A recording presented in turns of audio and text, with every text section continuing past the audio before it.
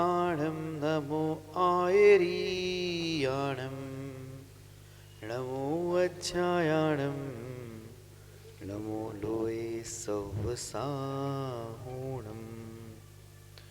पंच परमष्टि भगवान की 1008 श्री आदिनाथ भगवान की, अंतिम तीर्थेश भगवान महावीर स्वामी की, आचार्य भगवान गुरुवर श्री विशुद्ध सागर जी महाराज जी की, जबरी मुनिषि सुप्रभ सागर जी महाराज जी की, मुनिषि प्रणत सागर जी महाराज जी की। जय जन बंधु, आप हम सब यहाँ उपस्थित हुए हैं लोकप्रिय कार्यक्रम सम्यक समाधान। जैसा इसका नाम है सम्यक समाधान, सब लोग आप सोच रहे होंगे कि क्या नाम रखा है, शंका समाधान भी हो सकता था, लेकिन ये सम्यक समाधान क्यों? तो जैसा नाम सम्यक प्रत्यय अगर ज्ञान के आगे लग जाए तो सम्यक ज्ञान होता है, दर्शन के आगे लग जाए तो सम्यक दर्शन होता है, और चरित्र के आगे लग जाए तो सम्यक चरित्र होता है। ठीक वैसे ही ऐसा समाधान जो साक्षात पंचम परमेष्टि साधु परमेष्टि से मुखारविंद से हम सभी को प्राप्त हो रहा है, इसीलिए यह जो समाधान है वह सम्यक समाधान है। प्रतिदिन की भांति देश विदेश के लोगों के जो मन में उठने वाले विकल्प है, उन विकल्प को हम लोग व्हाट्सएप के द्वारा एकत्रित करते हुए मुनिश्री के चरणों तक पहुंचाते हैं एवं मुनिश्री से उसका सम्यक समाधान प्राप्त करते हैं।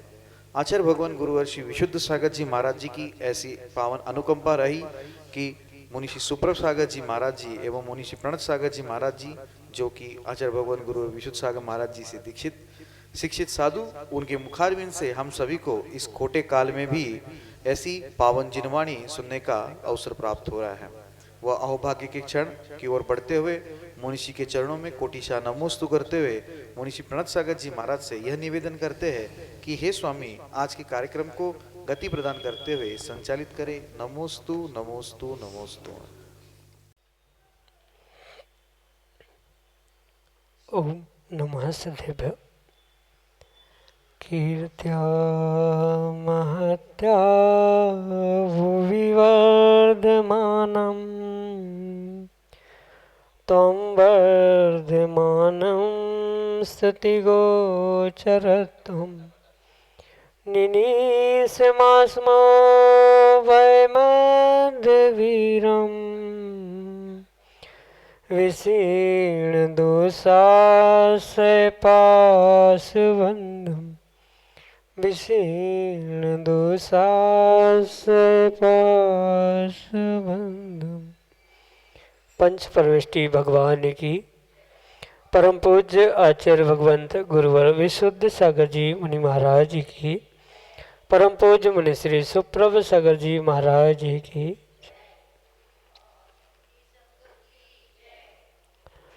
समीचीन विकल्पों का सम्यक समाधान। सम्यक ज्ञान की वह अनूठी विधा जो हमारे ज्ञान को सम्यक्त की ओर ले जाने वाली है, क्योंकि सम्यक ज्ञान ही मोक्ष मार्ग में कार्यकारी उपाय है। और जहाँ ज्ञान सम्यक है वह हमारे लिए उस निराकुलता को प्रदान कराने वाला है, क्योंकि निराकुलता ही वास्तविक सुख है। और उस आत्म सुख की प्राप्ति का वह एकमात्र कार्यकारी उपाय समीचीन विकल्पों का सम्यक समाधान, जो कि हम सभी प्रतिदिन आगम के परिप्रेक्ष्य में परम पूज्य आचार्य भगवंत गुरुवर विशुद्ध सागर जी महाराज के मंगल सुभाषित से, उन्हीं के सुयोग्य से परम पूज्य मुनि श्री सुप्रभ सागर जी महाराज के मुखारविंद से प्रतिदिन प्राप्त कर रहे हैं। देश के विभिन्न प्रांतों से अनेकानेक समीचीन विकल्प हमें यहाँ प्रतिदिन प्राप्त होते हैं, और परम पूज्य मुनि श्री उनका हम सबको सम्यक समाधान प्रदान करते हैं। प्रारंभ करते हैं आज का सम्यक समाधान। और आज के पहले विकल्प के लिए आष्टा मध्य प्रदेश से अनन्य गुरु भक्त परिवार डॉक्टर मगन जैन, श्रीमती चंदा जैन, परम पूज्य मुनि श्री के श्री चरणों में सपरिवार कोटि कोटि नमोस्तु निवेदित करते हुए अपना समीचीन विकल्प रख रहे हैं कि महाराज जी, ज्ञान की प्रामाणिकता क्या है। हमारे समीचीन विकल्प का सम्यक समाधान करने की अनुकंपा करें। नमोस्तु महाराज जी, नमोस्तु। ओम नमः सिद्धम। परम पूज्य आचार्य भगवान गुरुवर विशुद्ध सागर जी महाराज के जय। परम पूज्य मुनि श्री सुप्रभ सागर जी महाराज जी की तत्प्रामाण्यम स्वतः परताश्च। इस प्रकार का सूत्र देते हुए आचार्य भगवंत माणिकनंदी स्वामी अपने ग्रंथ परीक्षमक सूत्र में प्रमाण की प्रामाणिकता बतलाने का प्रयास करते। आचार्य भगवंत समझाते हैं कि प्रमाणिक की प्रामाणिकता कभी स्वतः से ही होती है, कभी दूसरे से भी होती है। सूत्र का अर्थ स्पष्ट है। तत्प्रामाण्यम यानी जो सम्यक ज्ञान रूपी प्रमाण है, उस सम्यक ज्ञान रूपी प्रमाण को अगर प्रमाणित करना है तो जब उस प्रमाण के विषय में, सम्यक ज्ञान के विषय में जीव की अभ्यस्त दशा होती है, वह अभ्यस्त दशा के समय में वह जीव स्वतः ही उसको प्रमाणित करते हुए उसको प्रामाण्य के रूप में प्रमाण को स्वीकार करता है, और अनभ्यस्त दशा में वही परतः यानी दूसरों के द्वारा ही उसका प्रामाणिकपना या उसका प्रामाण्य सिद्ध हो सकता है। सामान्य दृष्टांत से प्रमाण या उस सम्यक ज्ञान की प्रामाणिकता हम इस प्रकार से समझ सकते हैं। माना कि किसी व्यक्ति को किसी स्थान पर पहुंचना है, और उस स्थान पर पहुंचने के लिए वह सबसे पहले अगर उस स्थान पर कभी गया नहीं है तो पहले 10 लोगों से पूछता है कि यहाँ जाने का रास्ता कैसे है, कहाँ से जाना पड़ता है, कौन सी दिशा में ये स्थान पड़ता है। दूसरे को पूछ कर वह वहाँ पहुँचता है। ये उसकी अनभ्यस्त दशा थी। बिल्कुल ऐसी ही जब जीव के पास उस प्रमाण के विषय में ज्ञान नहीं है या उसके पास सम्यक ज्ञान रूपी प्रमाण नहीं है, तो पर के द्वारा यानी दूसरों के द्वारा वह पूछते हुए उस अनभ्यस्त अवस्था में पर से उसे प्रमाणित करता है। और जब उसे ज्ञात होता है कि अमुक वस्तु ऐसी होती है, अमुक स्थान ऐसे ऐसे दिशा से जाने से होता है, तब वह स्वतः ही उसकी प्रामाणिकता को प्राप्त करता है। इसलिए प्रमाण की प्रामाणिकता दोनों प्रकार से हो सकती है। अभ्यस्त दशा में यानी जब हमें उसके विषय में सम्यक ज्ञान है, उसका प्रमाण हमें पता है, तब स्वतः से ही होगी। और जब अनभ्यस्त दशा है, जब उसके विषय में हमें कोई भी जानकारी नहीं है, तब उस प्रमाण को अनभ्यस्त अवस्था में दूसरों के द्वारा, दूसरों के उपदेशों से या पर के निमित्त से ही जाना जा सकता है। यह स्पष्ट प्रमाण की प्रामाणिकता माणिकनंदी स्वामी ने परीक्षमक सूत्र के 13 नंबर के सूत्र में विस्तार से समझाने का प्रयास किया, और वही आपके लिए प्रमाण की प्रामाणिकता अभ्यस्त दशा में स्वयं और अनभ्यस्त दशा में दूसरों के द्वारा, यही आपके लिए सम्यक समाधान। श्रीमती ममता जैन, रामटौरिया, मध्य प्रदेश से महाराज श्री के चरणों में बारंबार नमोस्तु निवेदित करते हुए अपना समीचीन विकल्प रख रहे हैं कि महाराज जी, जब हम किसी जीव को मरते हुए बचाते हैं तो मन में यह प्रश्न आता है कि इस जीव को बचाने से मुझे पुण्य मिलेगा। तो ऐसा सोचने से हमें पुण्य मिलेगा या नहीं? हमारे समीचीन विकल्प का सम्यक समाधान करने की अनुकंपा करें। नमोस्तु महाराज जी, नमोस्तु। मात्र सोचने से या विचार करने से ही पुण्य पाप रूपी कर्मों का आश्रयबंध हो जरूरी नहीं। मन के विचार, मन के भावों से कुछ अंशों में पुण्य पाप या कर्मों का आश्रय तो होता है, पर सर्वथा किसी ने सोचा किसी का अच्छा करे या किसी का कुछ करे, उस मात्र सोचने से या मुझे पुण्य प्राप्त हो, ऐसा सोचने मात्र से काम नहीं होगा। उसके लिए कुछ न कुछ पुरुषार्थ करना, क्रिया करना बहुत आवश्यक है। चाहे वह वचनों की, मन की या शरीर की, काय की क्रिया क्यों न हो, पर जब तक कोई क्रिया नहीं है तब तक किसी भी प्रकार से कर्म का आश्रय नहीं होता। कर्म के आश्रय के लिए मन वचन काय रूपी योगों का चंचल होना ये परम आवश्यक है। तभी कर्म का आश्रय बंद होगा और फिर वही पुण्य पाप रूप में उदय भी होने की संभावना होती। इसलिए ये समझे, अगर आपने किसी जीव के लिए अच्छा किया है, अच्छा किया नहीं, अच्छा सोचा भी है, तो भी आपके लिए पुण्य का यानी साता वेदने का आश्रय अवश्य ही होगा। और ये विश्वास मानना कि आप ये सोचने से पुण्य नहीं मिल रहा कि मुझे पुण्य मिल जाए, मैं पुण्य प्राप्त करूं, ऐसा सोचने से नहीं मिला, अपितु अमुक जीव का कार्य अच्छा हो जाए, वो जीवन में अच्छा कर ले, वह दुखी ना हो जाए, उसे सुख मिल जाए आदि जो भाव उसको सुखी बनाने के थे, या उसको सुखी बनाने के लिए जो शरीर से भी आपने दया करुणा आदि पुरुषार्थ किया था, उसके निमित्त से भी आपको पुण्य का आश्रय हो सकता है, पुण्य का बंध हो सकता है, जो कि आने वाले समय में उदय में भी आ सकता है। पर ये निश्चित करना होगा कि आपके सोचने से कि मुझे पुण्य मिल जाए या पुण्य मिल जाए, पुण्य मिल जाए, ऐसी माला फेरने से भी पुण्य मिलने वाला नहीं है। वैसा पुण्य का कार्य आपको मन, वचन और काय तीनों से करना होगा, और तीनों की एकता से जितना उत्कृष्ट कार्य आप दूसरों की जीवों की दया करुणा या उनके सहयोग आदि के निमित्त से, उनको दुखों से बचाने आदि के निमित्त से करोगे, सोचोगे, तो नियम से आपके जीवन में वह साता वेदनी रूप पुण्य का आश्रय अवश्य ही होगा। उसके लिए आपको सोचना नहीं पड़ेगा। बिना सोचे भी अगर व्यक्ति भोजन करता है तो उसका पेट भरता है।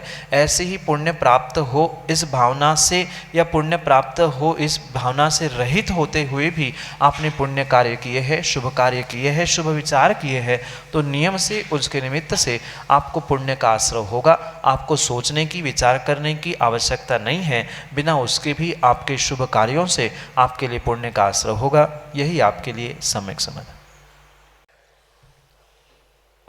अंकिता जैन, छतरपुर, मध्य प्रदेश से महाराज श्री के चरणों में बारंबार नमोस्तु निवेदित करते हुए अपना समीचीन प्रश्न रख रहे हैं कि महाराज जी, भगवान से कुछ मांगना चाहिए या नहीं।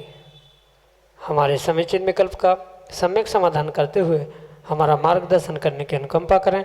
नमोस्तु महाराज जी, नमोस्तु। भगवान से मांगना भी चाहिए और मांगना नहीं भी चाहिए, क्योंकि अगर आप भगवान से कोई संसार की या कोई लौकिक वस्तु मांगते हो तो शायद वह मिले नहीं मिले, पर प्रशस्त भावना और प्रशस्त निदान से युक्त होते हुए अगर कोई उत्कृष्ट वस्तु की भावना रखते हुए उसे प्राप्त करने की इच्छा रखते हुए अगर हम कुछ प्राप्त करने के लिए कुछ मांगते हैं, तो वह आगम के परिप्रेक्ष्य में आचार्यों ने योग्य स्वीकार। जैसे प्रशस्त भावना रूप, प्रशस्त निदान रूप जो भक्ति आदि के निमित्त से दुख को, कम्मक हो, बोहिला हो, सुगही गमनम, समाहि मरणम, जिनगुण संपत्ति हो मज्जम, इस प्रकार की भावना से जो मांगा जा रहा है, जो इच्छा रखी जा रही है, वह परिपूर्ण रूप से भगवान से मांगना ही है। भले ही भगवान के मांगने से या भगवान को मांगने से इस वस्तुओं को व्यक्ति प्राप्त नहीं कर सकता, स्वयं के पुरुषार्थ से, स्वयं के भावों से, स्वयं के क्रियाओं से ही वो उसे प्राप्त करता है, ये परम सत्य। पर फिर भी एक प्रशस्त भावना रूप, प्रशस्त भाव और प्रशस्त निदान रूप, इसको आगम में स्वीकार किया गया है। अगर इस प्रकार से हम प्रभु से कुछ मांग रहे हैं तो हमारा सम्यक दर्शन टिका रह सकता है। अन्यथा कोई भी संसार की वस्तु अगर हम प्रभु से मांगने गए कि भगवान हमारा दुकान चल जाए, हमारा यश फैल जाए, हमारा नौकरी लग जाए, या हमारी पढ़ाई अच्छे से हो जाए आदि किसी भी प्रकार से लौकिक या सांसारिक कार्यों की प्राप्ति हेतु अगर भगवान से इच्छा कामना की जा रही है, तो नियम से वह कार्य योग्य नहीं है। इसलिए अगर किसी वस्तु को प्राप्त करने की भावना है, प्रभु से मांगने की इच्छा है, तो ऐसे प्रशस्त निदान से युक्त होते, प्रशस्त भावना से युक्त होते हुए आप इन प्रशस्त बातों को ही मांगने का प्रयास करो। दुख को कहेंगे दुखों का नाश हो, ऐसी इच्छा करते हुए दुखों के नाश की इच्छा रखी है, मतलब ही सुख की प्राप्ति हो गई। कर्मों का नाश हो, वही शाश्वत सुख की प्राप्ति हो गई। क्रम क्रम से उसे समझ हुए इन प्रशस्त निदानों को प्राप्त करें, प्रशस्त भावनाओं को प्राप्त करने के लिए प्रभु के ईश्वर के चरणों में प्रार्थना की जा सकती है। पर संसार के भी कार्यों के लिए अगर किसी अपेक्षा से, हम अन्यत्र जाने की अपेक्षा से हम अपने वीतरागी प्रभु के पास ही बैठकर सच्चे भावों से भावना करते हुए उसे प्राप्त करने की इच्छा रखेंगे, तो शायद हमारे पुण्य के उदय के निमित्त से कुछ न कुछ वह प्राप्त अवश्य ही होगा। पर ये अवश्य ध्यान रखें, सम्यक दृष्टि जीव यही विचार करता है कि प्रभु के मांगने से या प्रभु से मांगने से प्रभु से कुछ भी मिलने वाला नहीं है। स्वयं के पुरुषार्थ, स्वयं के पुण्य पाप आदि के निमित्त से ही परिपूर्ण रूप से जीव को किसी भी वस्तु की प्राप्ति होती होती है। इसलिए इसका विवेक रखते हुए, इसका ध्यान रखते हुए ही आप ये कार्य करें, यही आपके लिए सम्यक समाधान। अक्षत जैन विदिशा मध्य प्रदेश से अगले समीचीन विकल्प के लिए हमारे सामने। महाराज जी के चरणों में त्रिवार नमोस्तु नमोस्तु नमोस्तु। महाराज श्री, मेरा प्रश्न ये है कि जब हम मंदिर में अभिषेक करने जाते हैं तो हमें किन बातों का ध्यान रखना चाहिए? कृपया मेरे शंका का समाधान दीजिए। नमोस्तु महाराज श्री। श्रावक के लिए भगवान का अभिषेक आदि करना ये एक उत्कृष्ट कार्य है, और जैसे श्रावक है उसकी वह अभिषेक पूजा करना ये क्रिया है, पर उसको ये भी ध्यान रखना होगा कि अभिषेक हो चाहे पूजा हो, इन कार्यों को करते हुए उसे बहुत विवेक रखने की आवश्यकता है। अक्सर विवेक के अभाव में ही जीव अभिषेक पूजा धर्म की क्रिया करते हुए भी पुण्य के आश्रव को प्राप्त नहीं हो पाता। कहीं ना कहीं थोड़ी सी अविवेक से की गई क्रिया, अविवेक से की गई पूजा, अविवेक से किया गया अभिषेक आपके लिए आने वाले समय के लिए दुखदायक हो सकता है। इसलिए अभिषेक करते हुए सबसे पहले तो आप ये विशेष ध्यान रखें कि जितनी वस्त्रों की शुद्धि है उतनी ही अपनी भावों की शुद्धि भी होना आवश्यक है। मात्र सोले के वस्त्र पहनने से काम नहीं होगा, सोले के वस्त्रों के साथ भाव भी कुछ अंशों में सोले के होना, शुद्ध होना, शुभ होना आवश्यक। तभी भगवान का अभिषेक करना, पूजा करना, निर्ग्रंथों को दान देना ये कार्यकारी हो सकता है। इसलिए सबसे पहले वस्त्र और भावों की शुद्धि के साथ जब भगवान को आप थाली आदि में विराजमान करते हो तो जो उसके लिए आगम में आचार्य भगवंतों ने विधि लिखी है कि पहले मंत्रों के द्वारा जल का शुद्धिकरण करना, उसके द्वारा जो बर्तन, सामग्री, द्रव्य इसका प्रयोग किया जा रहा है उसका शुद्धिकरण करना, फिर विनती करते हुए जो श्री लेखन आदि क्रियाओं के द्वारा कलश स्थापन आदि करते हुए प्रभु को आह्वान करते हुए थाली में या पांडुकशिला आदि पर भगवान को विराजमान किया जाए।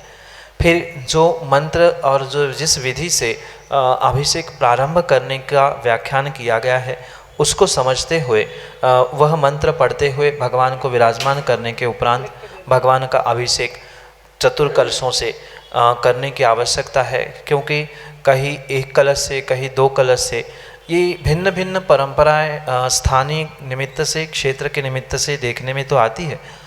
तो उन परंपराओं को समझते हुए आगम की व्यवस्था को समझे।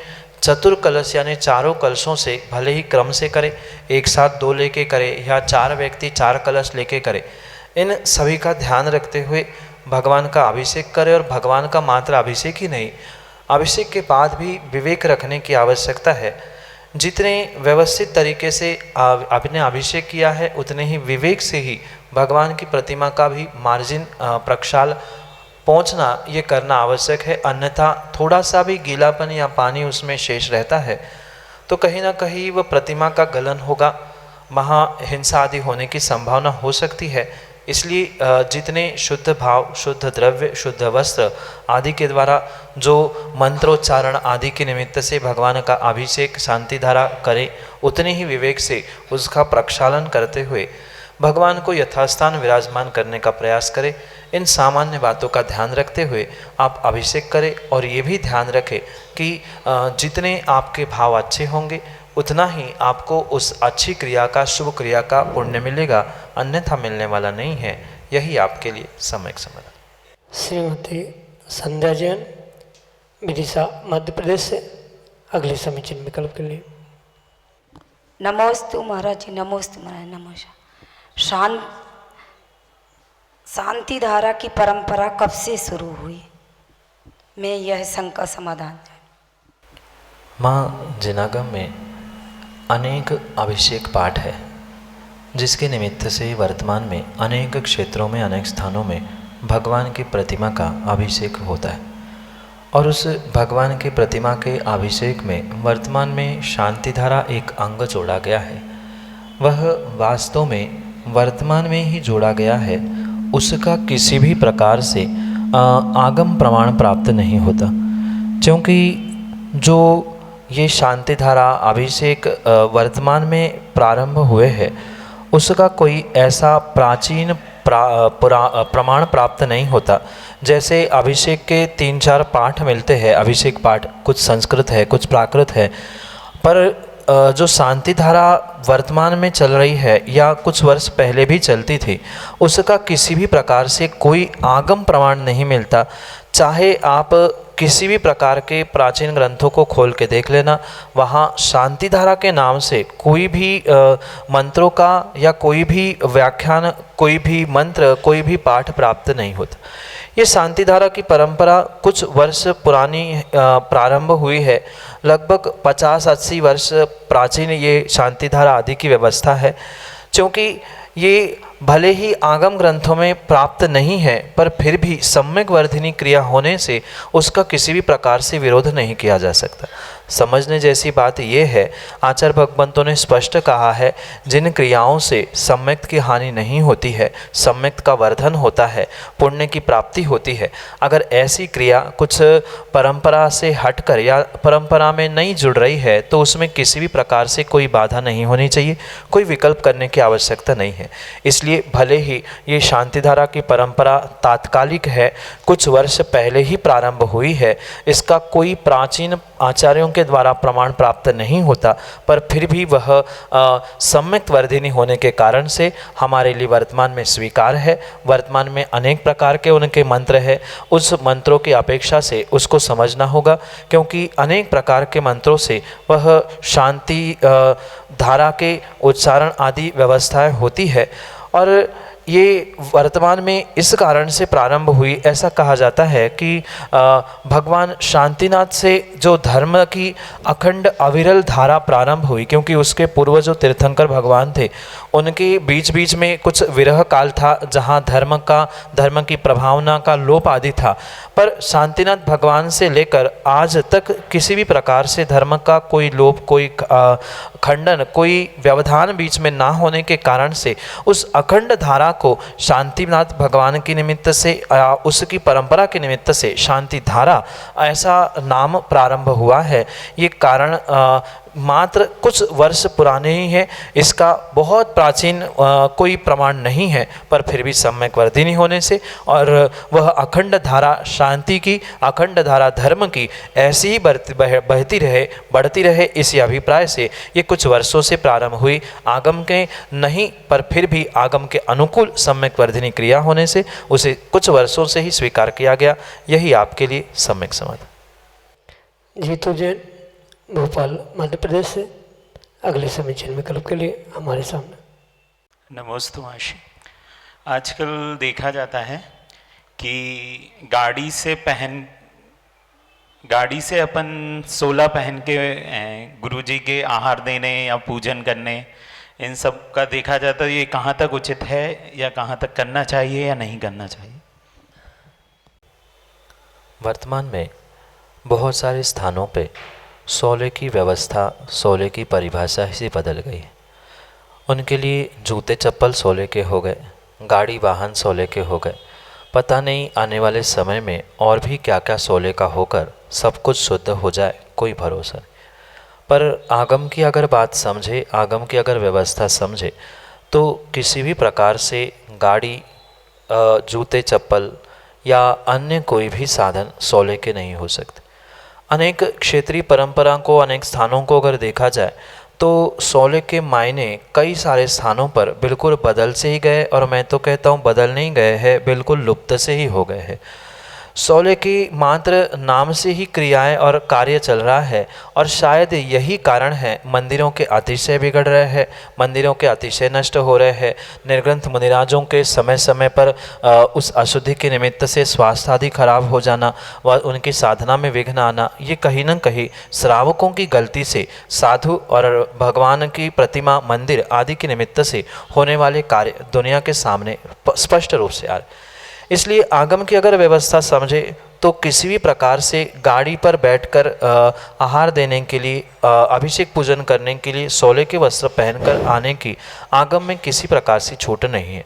ये स्पष्ट रूप से आगम में व्याख्यान है। जिस स्थान पर हम पूजन करने पहुँचे, जिस स्थान पर आहार देने पहुँचे, एक तो वही पहुंचकर वही के शुद्ध धोती दुपट्टे या वही के शुद्ध वस्त्र सोले के पहने, या अगर हम स्वयं पहन के जा रहे हैं तो पैदल बिना जूते चप्पल, बिना गाड़ी आदि के माध्यम से स्वयं के पैरों से ही इरियापथ का गमन करते हुए, मतलब भूमि को देखते हुए, कहीं जीवों की विराधना तो नहीं हो रही, किसी मल पर, कचड़े पर, गंदगी पर, कपड़े पर पैर तो नहीं पड़ रहा है, आदि सबका विवेक रखते हुए ही वहाँ मंदिर में या मुनिराजों की आहारचर्या के स्थानों में पहुँचने की व्यवस्था है।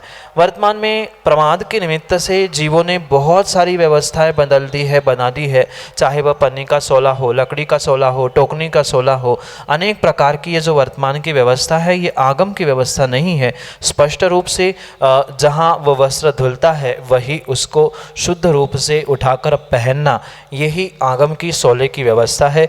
किसी भी प्रकार से गाड़ी, जूते चप्पल आदि का स्पर्श करते हुए वह सोला बचता ही नहीं है, क्योंकि गाड़ी से जाने वाला जीव कभी इरियापथ से नहीं जा सकता।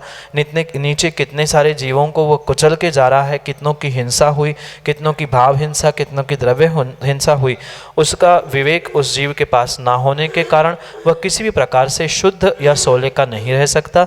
इसलिए गाड़ी से अभिषेक पूजन करने जाना या आहार देने जाना आगम के परिप्रेक्ष्य में योग्य नहीं है, ये स्पष्ट रूप से समझे। क्योंकि उसके निमित्त से अगर आप माना कि आहार भी देते हैं, भगवान का अभिषेक भी, पूजन भी करते हैं, तो आचार्य भगवान स्पष्ट रूप से कहते हैं इन अशुद्ध वस्त्रों से, अशुद्ध परिणामों से अगर निर्ग्रंथ मुनिराजों को आहार दिए हैं तो जीव नियम से उस अशुद्ध दान देने के निमित्त से कुभोग भूमि जाता है। ये सोचना और समझना बहुत आवश्यक है। इसलिए आगम की ये व्यवस्था है, सोले के वस्त्र उसी स्थान पर बदले, या पहले बदल के जा रहे हैं तो इरियापथ गमन करते हुए वहाँ पहुँचे, गाड़ी आदि, जूते चप्पल आदि पहनकर कभी भी सोला नहीं बचता।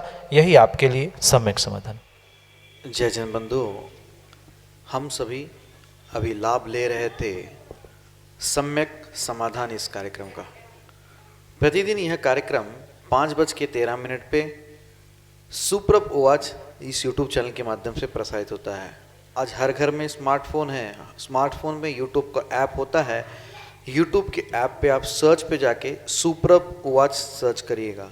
सुप्रभ, मुनिषी सुप्रभ सागर जी का नाम सुप्रभ, वाणी का पर्यायवाची नाम उवाच, सुप्रभ उवाच यह यूट्यूब चैनल का नाम है। आप उसके माध्यम से यूट्यूब पे सर्च करिएगा। प्रतिदिन यह कार्यक्रम 5:13 पे यूट्यूब चैनल पे प्रसारित होता है, सम्यक समाधान इस नाम से। 8707548811 नोट करिएगा नंबर 8707548811।